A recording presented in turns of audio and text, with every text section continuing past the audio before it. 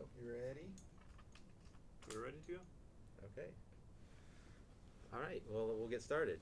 And I'm going to start first by having each of you say your name for us. Make sure you have that on there. So go ahead. My name is Bob Taylor. All right. And I'm Dianne Taylor. And Dianne is spelled with two N's in it? Two N's, yes. Right, okay, great. And my name is Robert Bauman, and we are conducting this interview on the campus of Washington State University Tri-Cities. And today is June 10th of 2015.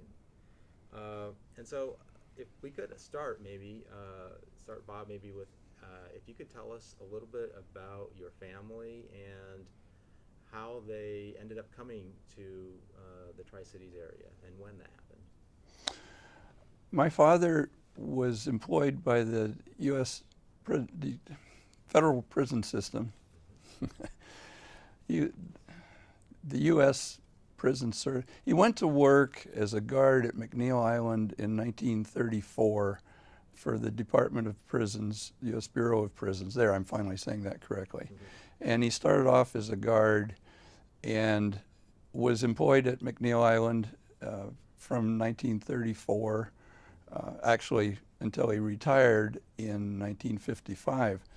But in the real story to talk about is how I happen to be sitting here. And in the early stages of the creation of the Manhattan Project and what was developing here with the acquisition of all the lands for Hanford, very early in that process, the U.S. Army went to the Bureau of Prisons and contracted for a minimum security type prison camp to be constructed here in the Richland area. The purpose of that being the minimum security prisoners would be farming the lands and the orchards that were being acquired by the Manhattan Project, but would have no men available to take care of the fields and the orchards. And so the Bureau of Prisons contracted with the Department of the Army on behalf of the Manhattan Project to maintain those fields out in Vernita, White Bluffs, all in this area. And they agreed, the Department of the Army agreed to build what they call prison camp. It turned out to be right out on the bend of the Yakima River, right near Horn Rapids Dam. And they constructed buildings, facilities, kitchens, dining areas, administration buildings, and the facilities to house and support approximately 250 federal prisoners who were brought in early 1944 to do the agricultural, to take care of the agricultural needs of this area. And my father, who was at that point then had been with the federal prison at McNeil Island and had become a senior guard, was chosen to come over here and become superintendent of this camp. The name of the camp is Columbia Camp, and that's a little story in itself. The people in Washington, D.C.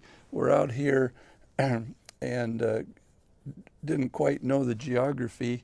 They knew the Columbia River was here somewhere nearby, and even though the Yakima is a much smaller river, they didn't realize it. And so they named this federal prison camp Columbia Camp simply because they were on a river and they thought they were on the Columbia River. That's how it came to have the name Columbia Camp. Anyway, they started bringing the prisoners in early 1944, and as I say, they typically for the next 4 years, next 3.5 years, had about 250 prisoners on site at any given time. I think the number in the various information files I have, there were probably more like 700 prisoners rotated through this area, but the facilities were actually to hold about 250. So my dad took over as superintendent of the prison camp. He came here in early 1944, And initially they had, and I have many pictures of the whole camp, the buildings, and also the housing. There were initially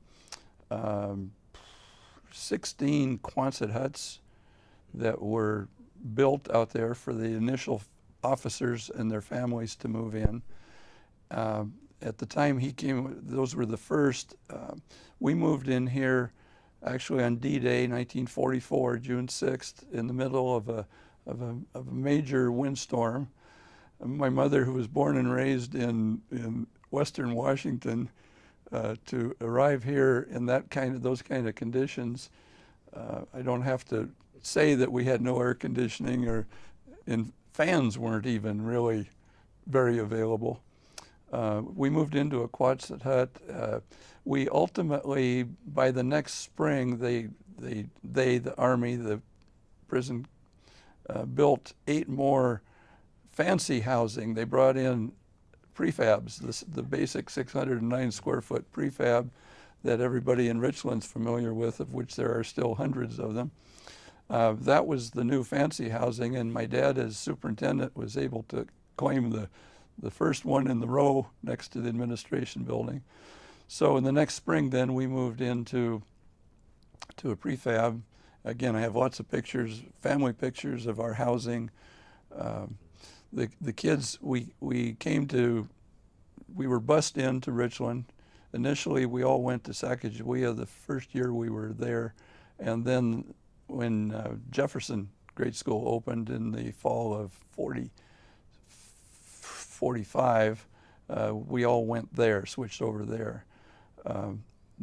We had a couple of older kids, family kids in the camp that went to high school at what was then called Columbia High School.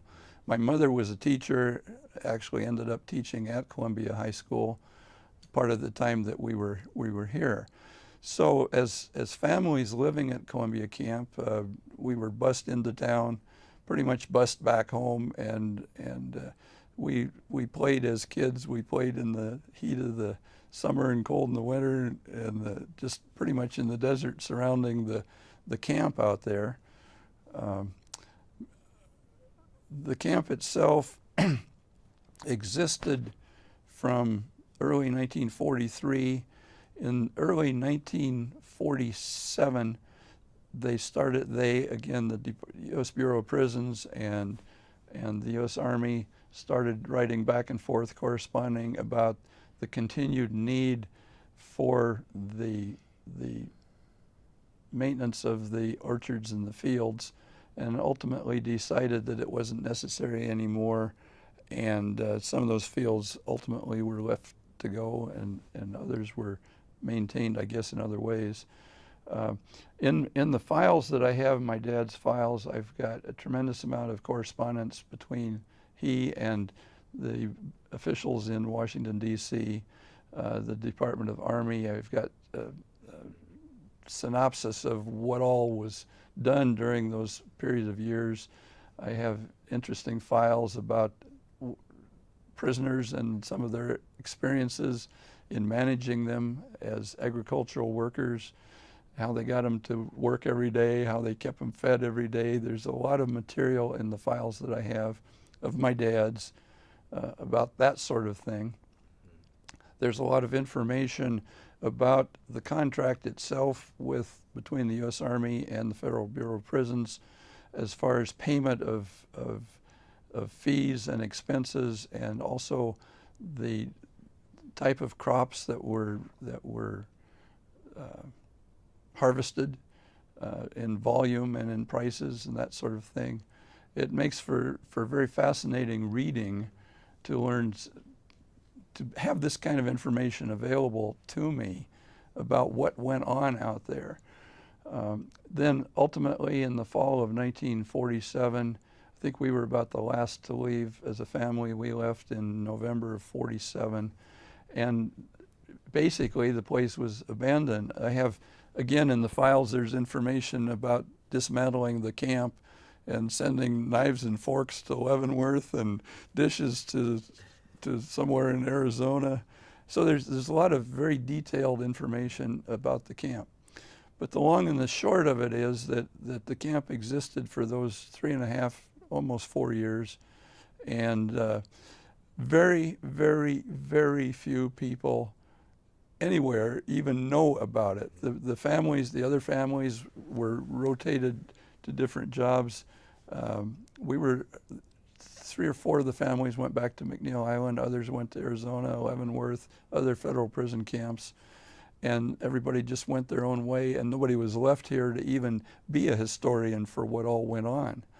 And thanks to my mother, who keeps all these documents and records and letters, and even there's a lot of letters between my father and my mother when he first came over here, where he's giving examples of daily life here in Richland in 1944 that are just fascinating reading, and the cost of a rental house that the government was charging for people, and the cost to buy a refrigerator, things like that.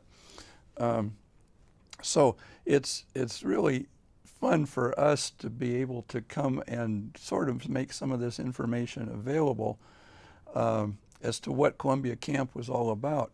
Over many, many, many years in Richland, because nobody was here to contradict that statement, a lot of people said, oh, it was a prisoner of war camp. And ultimately, finally, that got changed. There was some documentation. At the present time, out at the day camp, there's a kiosk out there with a few pictures and a commentary posted out there, a little parking lot that you can drive to that gives just an extremely brief summary of what Columbia Camp was. There's a picture of a man, it's far distant picture of a man standing in front of the administration building. Cannot guarantee it, but I'm pretty sure it's my dad. He was the superintendent of the camp, so his picture's out there in that kiosk for anybody that wants to go out there and look. But that's what Columbia Camp in a nutshell was all about. We have many, many, many pictures of the camp, the buildings, the dormitory buildings, the kitchen, the administration building, the power plant, the steam plant. And then we ourselves have taken pictures recently of from some of those same positions, including the foundation of the steam plant that we've got, so we can supplement a lot of what I've been talking about. Well, everything that I've been talking about, we can supplement with pictures and letters and documents and correspondence and files. Memories. Yeah, right. So really interesting. And so first of all, let me confirm that there are still rumors out there. I've had students tell me, wasn't there a prisoner of war camp? Yeah, Really? yeah, Yeah. yeah. Yeah. Or was it Japanese internment camp here? That's what. I mean, Yeah. no. So, Yeah. so this is great to. I mean, one great thing about interviewing you is to clarify that for people as well. And one of the things that I'd like to bring in, because we didn't know about this for so long. Dad would not talk about his prison experiences. He was a loving, wonderful, wonderful father and grandfather, and wonderful father-in-law. But this was never discussed. It wasn't until he died, and I'm going through all of their things because Bob's an only child, that I find all of this stuff. So Bob's mother's in a nursing home. She's quite elderly. We find this stuff. We get so excited over these pictures. Of course, she thought we were crazy to move to Richland anyway, because her memories are not the Richland that is today. So we went, took all these pictures, and all she did was she took them from me, put them down in her purse. And I said, well, Mom, this is exciting. We found all Dad's stuff, and we want to talk about it. No, it's secret. She would not talk about it. It was secret. And this is in when did she die? Well, this was in 1995, Yeah. I think, that we. It was so ingrained in her, the secrecy of their lives, that even after all that time, she couldn't talk to us. So we took the pictures. I said, Mom, we've got to have the pictures. And we took them back. But I think that's when it really hit me what their lives must have been like living here at that time. Right, that even that, which was only tangentially connected to Hanford, Exactly. was Yeah. very secret, right? Yeah, Exactly. absolutely. So let me ask you a few questions. So first of all, what was your father's name? Harold E. Taylor. Harold Taylor. And so it was, and your mother's name? Doris C. Taylor. Okay. And so it was the three of you when you, well, your father came initially, and then you and your mother came Right, in June. in June Right. of '44. And you mentioned the dust storm and Termination wind. So, and you said that roughly around 200, it could hold about 250 prisoners at Yes. the camp at Yes. once. And Yes, so it's minimum security. So what sorts of, but they were federal prisoners. they right? were. So what sorts of crimes would these, I mean, these The men? the vast majority of federal prisoners were not necessarily minimum security, but they were white collar crimes. In some cases, bank robbers would sometimes fit into the category. Depends on the nature of the individual, but bank robbers weren't necessarily restricted from ever being in the so-called minimum security camps. And see, we went back to McNeil Island, where my dad then took over the minimum security part of McNeil Island Federal Penitentiary. And so some of these same prisoners went with us back over there. That's kind of an aside, but as part of explaining to you or answering your question about minimum security and who qualifies. I'll finish that answer first. A lot of them were conscientious objectors.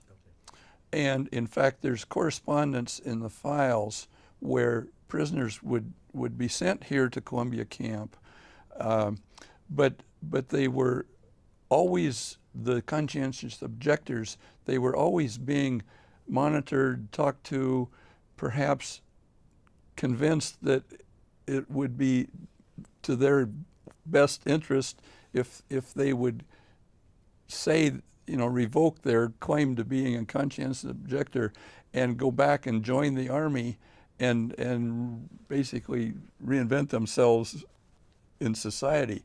And there's a few prisoners did that. We've even got in those box, we've got a couple of letters that somebody wrote to, one or two of them wrote to my dad personally, thanking him. He's gone back, he's gone in the Army, feels better about himself. So we've even got that kind of stuff in the file. Anyway, then just as an interesting aside, when you talk about minimum security versus the hardcore inside the walls type, like at McNeil Island, state prisoners, murderers, that sort of thing, of course, they're maximum security. But any white collar crime, including, might not sound like white collar crime, but bank robbery, that sort of thing, there can be any number of forgers. There can be any number of kind of people that aren't really hardcore criminals, but they've made mistakes, they've done things bad, but they know that they're decent people.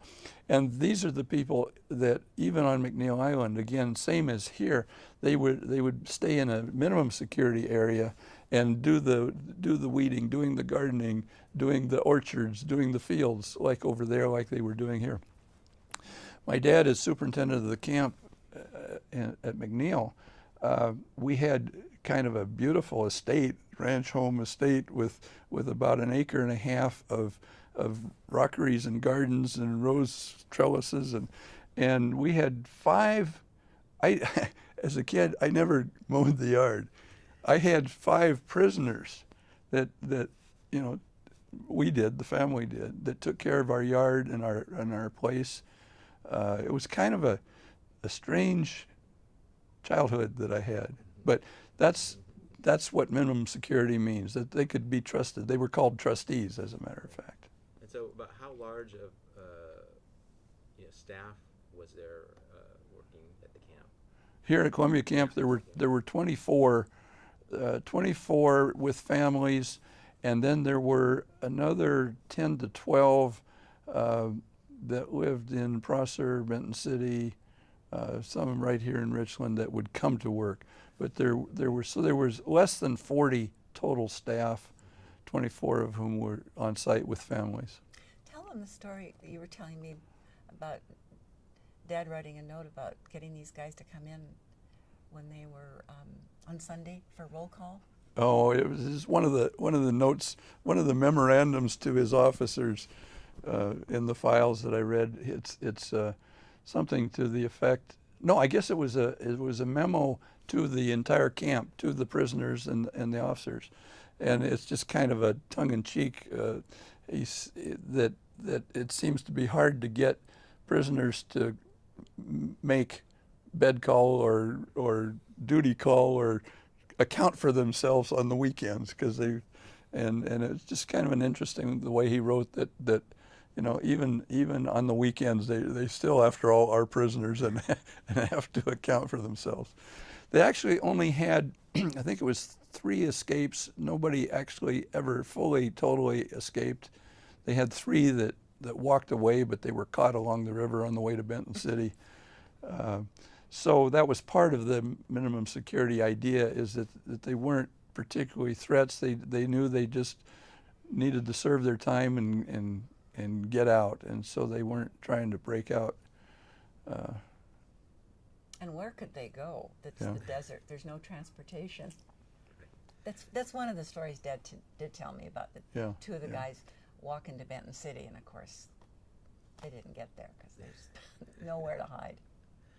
So how old were you then when you came here? Well, my birthday's in July, so I was 6 years old when we moved here in June, and as they say, it was D-Day, and then just turned 7 in July, and then I was 10 when we left in late '47. Okay. And so what was that like as someone roughly between the ages of 7 and 10, living out here at the camp in initially Quonset hut? Is that right? Initially in Quonset hut and then in a prefab. Well, first of all, 6 to 10-year-olds don't really think about hot and cold. The only thing that we were ever really cautioned about by our parents is it's a little problematic to go running around in the desert barefooted. There were rattlesnakes. Never got bit by one. Saw a few. But we had the swimming hole right there at the bend of the river for summertime. Spent a lot of time in the swimming. The pictures you can see of the 2 rows of Quonset huts. We had it was kind of I call it a parkway, which wasn't necessarily what you would call a bunch of grass in 1944, but nevertheless there was a grassy strip, 2 roads for cars and the Quonset huts, and in the middle, grassy strip. That's where we played our soccer and mostly soccer that we played there as kids. And we were either in the river out there in that strip or just wandering out in the desert barefoot. And with our bicycles, there's a picture I've got showing me standing beside a tree that was very near our house that I crashed into and cut my head open. That sort of thing. Living here as a kid, we were typical kids, even though we were.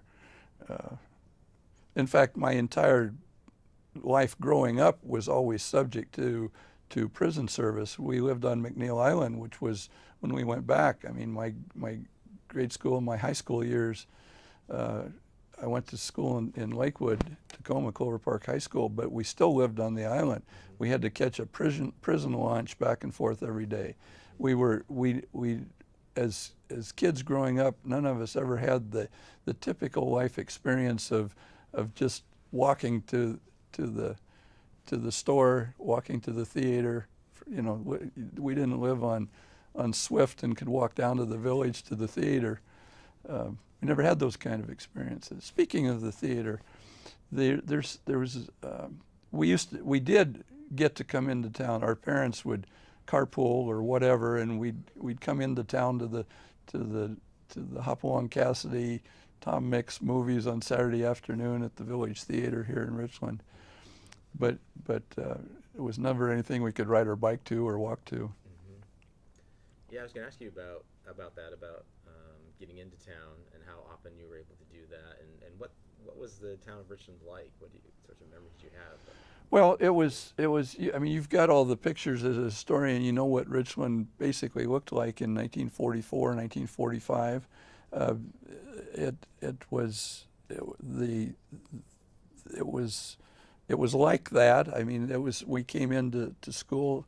The first year I said we went to Sacagawea. The second year we went from then on went to Jefferson.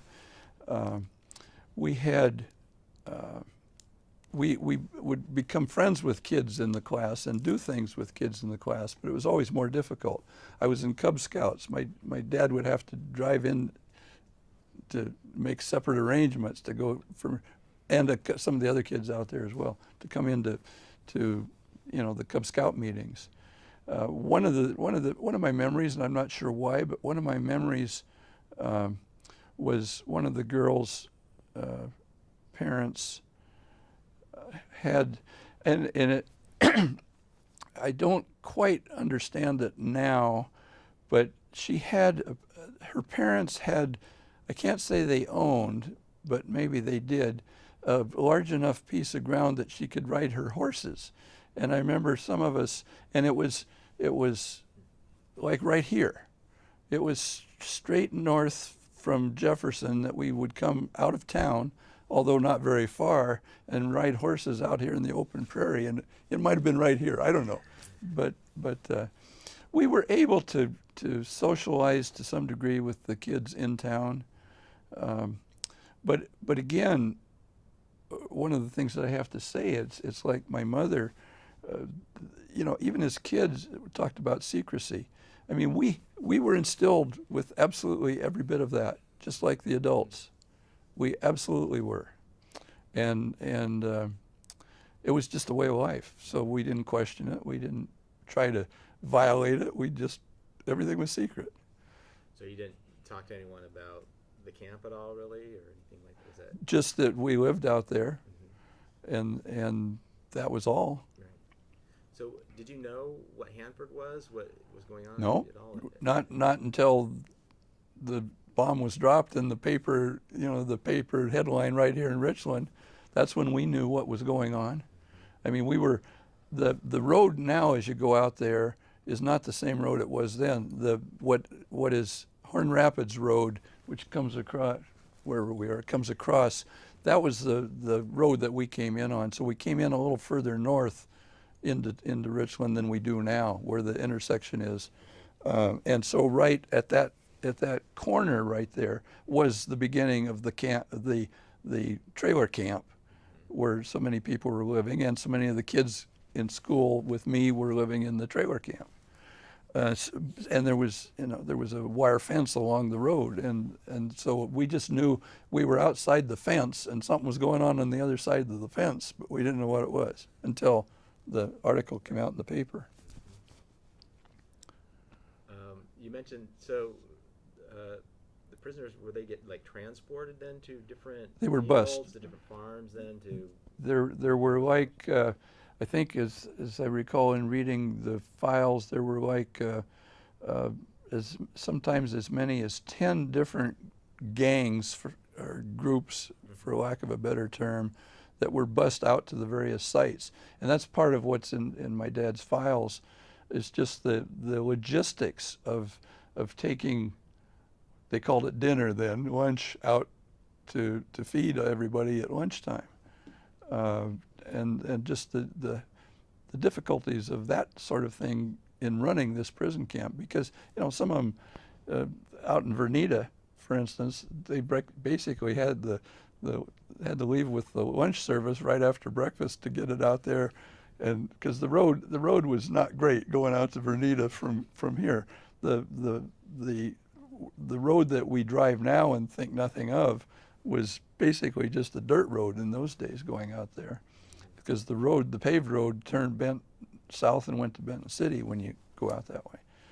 So, there were a number of different orchards. I can remember clearly the what are now all the Richland ranches on Cottonwood and Birch and Cedar. All those were all the Richland ranches were ultimately built in 1948. All of that was cherry orchards, and we always had one or two crews harvesting the cherries, for instance, right here in town. And a couple times my dad brought me out, and actually I helped him pick cherries. So that's just one of my memories, is picking cherries in what is now that major housing part of Richland. Right. Now, so in 1947, when the camp closed and you left, I assume maybe your mother was probably happy about Oh, go back to the West Side. extremely. Yes, extremely happy to get back to the cool West Side, yes. She was a tiny, tiny, lovely lady, a teacher, heart and soul a teacher, and totally supportive of Bob's father. But she wasn't happy to be here at all. And she was very, very happy when they finally left. You mentioned she taught at Columbia High School. What did she teach? English, primarily English, and she was in charge of the journalism one school year.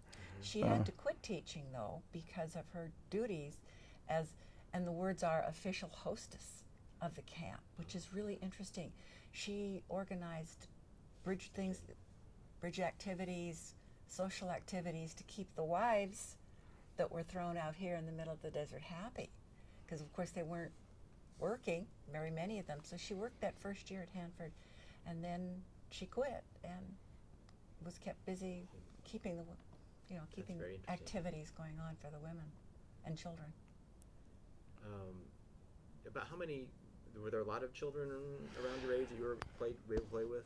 I'm trying to remember. There were, of my own specific age that were my closest friends, there were 7 of us that were either within one grade one way or the other.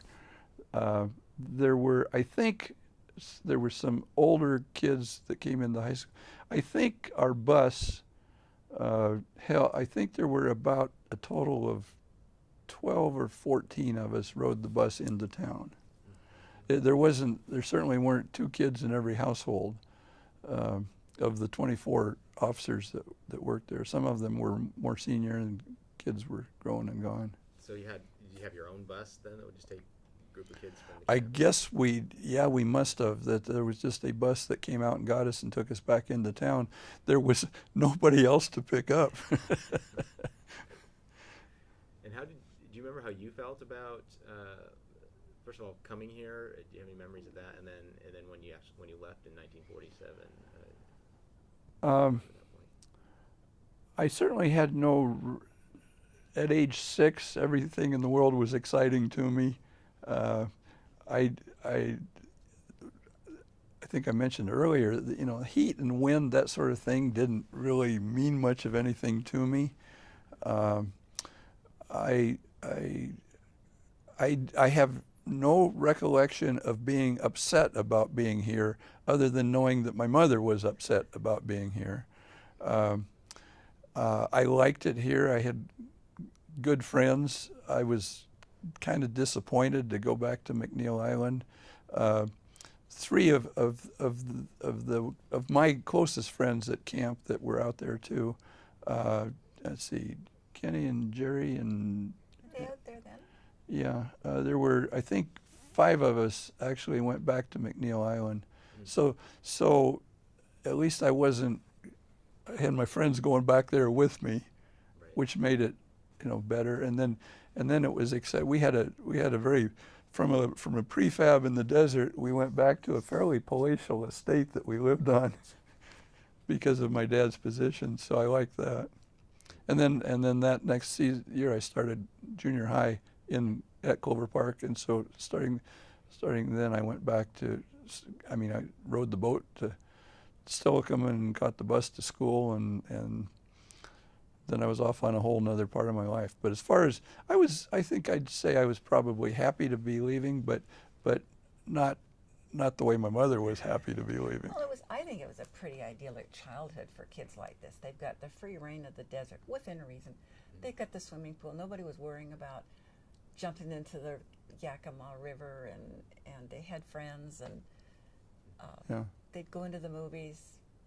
We've got a picture of Bob. We think it's Bob with his buddies out.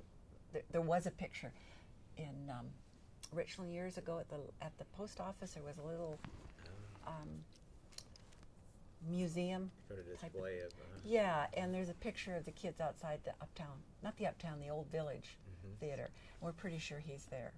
But the stories he would tell me, you know, running around, riding their bikes, was I just think of it as fun and unique. I really do.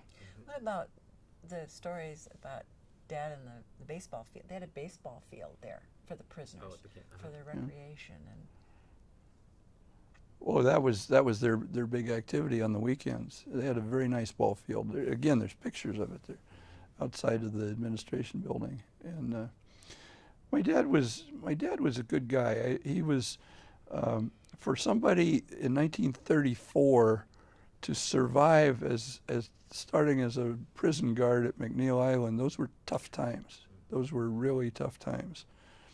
I don't mean living as a family, my mom and dad. I mean just as a human being who felt some degree of emotion about people. Prison guards anywhere in any prison in 1934 were really tough, mean guys. They had to be.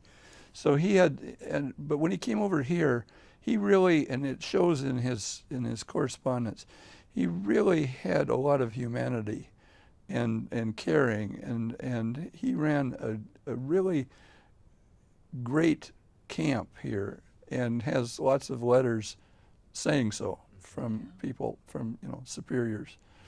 So it was. I mean, what started me on that was just her idea about the baseball, and he wanted to make sure that they had sporting activities to do things with on the weekends, and yeah. Yeah, I find it very interesting. Neither of your parents really talked about this, but they kept yeah, photos and the documents. Yeah. That you didn't even know. We didn't realize they had all that. And Dad would talk about it a little bit. It wasn't like he never talked about it, but he told me the story one time, about the prisoners escaping, and he talked some of these things, but it wasn't something that you talked about very much. It was once in a while. I mean, like every few years there'd be a comment. But Mom didn't talk about it at all, just other than the teaching, which, of course, she loved to be a teacher and loved doing that. But it was a very, very quiet, non-discussed part of their lives. Right. Are there any other either events or things that happened, either humorous or special things, memories that stand out in your mind about your years here? One of my major memories actually was the very first summer we were here, and 3 or 4 6-year-old boys never ever got in trouble, but for some reason we chose to go into the crawl space underneath our Quonset hut. I mean, there was no foundation in the sense you think of a foundation, but there was a raised floor, and so there was space under there with snakes and bugs and spiders and my parents never specifically told me, don't ever go down there. You'd sort of think that was understood. But 3 of us, one hot day, we thought, well, it was just boiling hot outside. It was boiling hot in the Quonset hut. Those things are not fit for human habitation without air conditioning. And so we got the smart idea it might be cooler down there in the crawl space. So we got down in the crawl space, and then for some reason some guards, some of the men came around doing some kind of a check of the housing. I don't know what they were necessarily, but here we were, little boys, where we were pretty sure we weren't supposed to be, and the adult men walking around sounded like we just knew they were looking specifically for us to get us in trouble. That's kind of silly, really, but it was a big thing for me as 6 years old to be down there, where I'm pretty sure I shouldn't be, and knew what kind of trouble I was going to be in when they found us. The other thing is the coming into the shows in the afternoon and standing in the line outside the theater and you know, as I say, Tom Mix and Hopalong Cassidy and whoever else the Saturday afternoon shows at the theater. I remember going to those a lot. One of the fun things that we go out to there, we hadn't been there for a few years, out to the camp. It's just kind of fun to walk around and realize what was there. The families, the men, brought together from all over the country for one purpose, and they fulfilled their purpose and kept the orchards going and the fields, and then they left. And to me, there's a lot of kind of neat spirit and ghost isn't the right word, but there's a sense that there was something really interesting, good happening here, good or bad depending on the way you looked at it. But it's just an interesting place to go and walk around out there. You should do it sometime. And and a unique place. I mean, very unique, very unique. And it's fun to walk around, and we think we found the kitchen. So I'm thinking about the guy with making the good cinnamon rolls. You know, he was there, and you think you found where the office was. Yeah, I'm pretty sure I can identify where the administration building was, but the various cement foundations or partial foundations that are still out there, I can pretty well match up with the pictures that we have from back then. Well, great. Maybe this might be a good time then to sort of end this part, unless you have if there's something we haven't talked about yet that you'd like to in this part of the. Well, I've covered the things that the bullet points that I had in mind that I wanted to cover. There's probably always more things to talk about. Part of it is sitting and having the box and going through and pulling a piece of paper might remind me to say something else. But I feel comfortable right now in saying that anybody watching this interview is going to know a whole lot more about what Columbia Camp was about than they knew before. Right. And that's the main point of what we're trying to accomplish here. There were no fences at Columbia Camp. Right. There were no fences. So. Right. Right. And these were all male prisoners, right? So Oh, yeah. All men. Yeah. Oh, yeah. Right. Yeah, well, maybe this would be good time to end this part, and then we can look at some of the photos and Okay. comment on some of those. So I thanks wish very much. I wish that they had shared that with Bob's mom and dad had shared it with us sooner, because there would be so many more stories and so much more understanding. Okay, so I'm going to give this. Why was it located? I mean, I know it was located for the orchard support and stuff, but why where it was? Ever hear why that was Don't located? specifically know, other than it was near Hanford. It was on the river, which gave them, you know, the helped with the infrastructure. Yeah. It was away from this burgeoning 1,500 population big town of Richland, And yet together kinda with remote. and kind of remote. I mean, that, you know, it was remote for those days. Like you said, escaping was tricky because Yeah, it was far enough. It was. It was Alcatraz in its own way. Well, it was. Yeah, It was. yeah. Because it was. I mean, can you just imagine being out there and trying to escape? And how are you going to get water? And I guess. desert. I guess the real answer is, if you realize that Hanford took everything from here north, and they weren't going to go across the river, and here's Richland, and down there's Benton City, and this is the Yakima winding out there, and just kind of a nice little bend in the river of the I love Yakima. that they call it Columbia Camp, even though it's I Isn't know, that Yeah. that's great. Yeah, yeah. Yeah. Close enough. not. They know their geography very well. Yeah. We know it wasn't Bob's father, because there were guys from Washington out here long before that. But it's kind of interesting.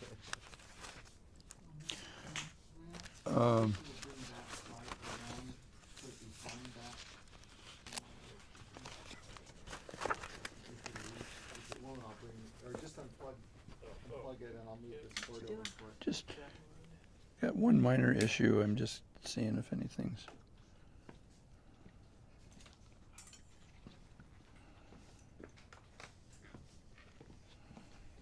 Yeah, this guy had no clue what it's like to be raised in the city, because he started. The stories that you tell remind me of this other guy I knew that had grown up. His father was in the Navy, and he grew up on Midway, I think, Midway or Wake Island, where it was a mile this way and it was 2 miles that way, and that was it. Yeah. And as a kid, he loved it. Down at the beach, having a good time, going to the movies, all he wanted, soda pop and all that stuff. Yeah. But the parents were going crazy. Yes. Oh yeah. Oh yeah. Well, when we got this little note from Bob's mother, and there's pictures in there of the women of the camp, and if you watched it all, the Manhattan Project TV show that was on for a while, these gals are, it's the same women.